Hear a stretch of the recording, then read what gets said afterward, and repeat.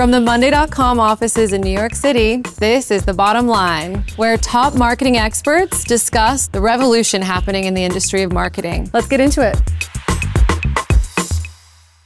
Can we have a moment of group therapy for a sec? I feel like marketing are the superheroes of the organization. And for a CMO, right, you're in the room with folks that have pretty different roles from us. Do you feel that the board and other leaders in your organization really understand what marketing does and we're getting better at that, or are we still misunderstood? I work at a wonderful company that really is kind.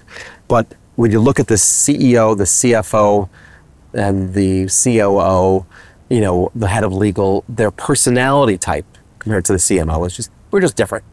I'm an extrovert, I'm a talker, ideas and stuff. The CEO also does as well. But I think that many times the group therapy part of this is that it feels sometimes like you're out there alone, sort of chanting for the future and trying to drive the future. But it's very important, I believe, as a marketer, to usher everyone to feel connected and feel together, which is why I think relationship is so critical in a large organization.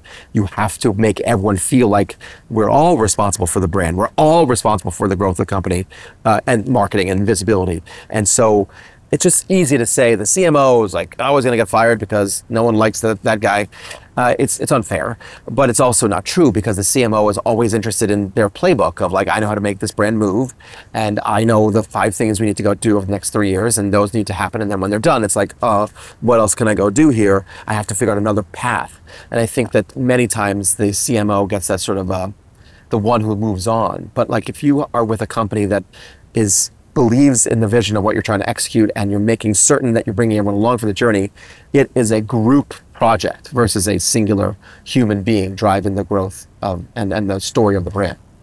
And the average tenure for CMOs, I think, is like the lowest of other C-suite in the organization. I think it's been that way for a little while. Do you think that's because of unrealistic targets or misunderstanding of the role, or do you think it's just a short-tenured gig?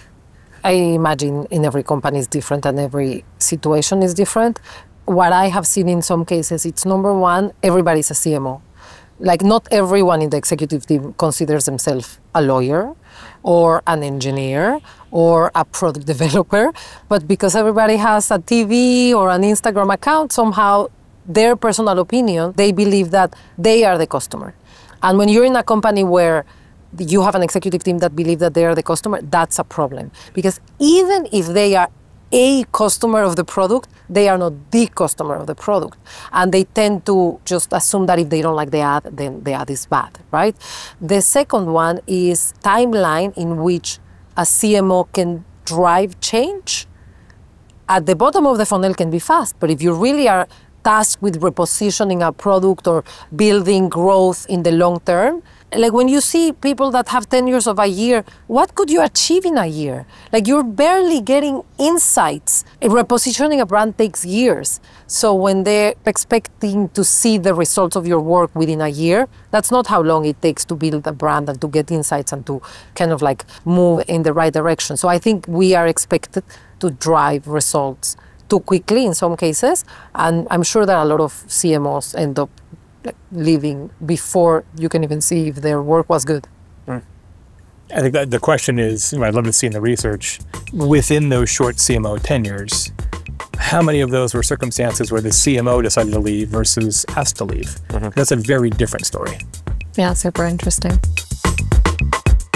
Creating a TV campaign should take you 6 months because it takes 2 months to write a brief. And then it should take a month to do the revisions. And then you go to another company and they do the exact same work in a month or 2. Honestly, in the beginning, it would blow my mind. I couldn't believe the amount of time that you could cut if you just challenge the status quo and the process.